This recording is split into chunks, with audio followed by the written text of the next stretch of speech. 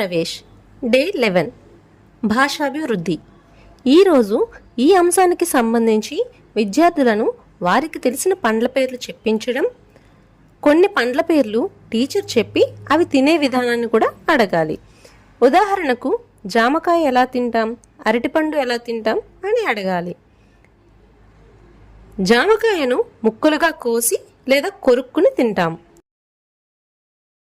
అరటిపండును తొక్కవలిచి తింటాం. సీతాఫలం తొక్కవలిచి గుజ్జు తిని గింజలు పడేస్తాం. బొప్పాయి తొక్కవలిచి పండును కోసి గింజలు తీసేసి ముక్కలుగా కట్ చేసుకుని తింటాం. ఈ విధంగా ఒక్కొక్క పండును ఒక్కొక్క రకంగా తింటాం. ఈ విధంగా పిల్లలచే వారికి నచ్చిన పండు పేరు చెప్పించి అది ఎలా తింటామో వారిచే మాట్లాడిస్తూ భాషాభివృద్ధి కృత్యాన్ని పూర్తి చేయాలి. అభిజ్ఞాభివృద్ధి. థీమ్ ఆకారాలు. చిన్నదా పెద్దదా, రెండు బంతులు లేదా వస్తువులు చిన్నదేది పెద్దదేది అనే విషయాన్ని పిల్లలు గ్రహించే విధంగా ఈ కృత్యాన్ని పూర్తి చేయాలి.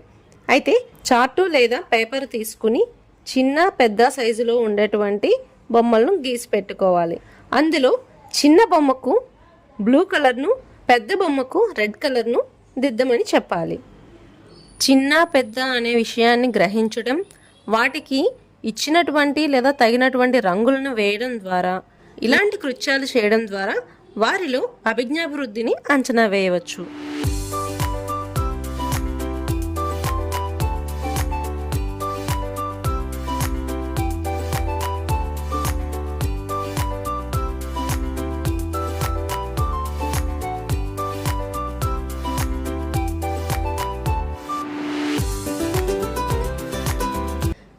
నెక్స్ట్ శారీరకాభివృద్ధి.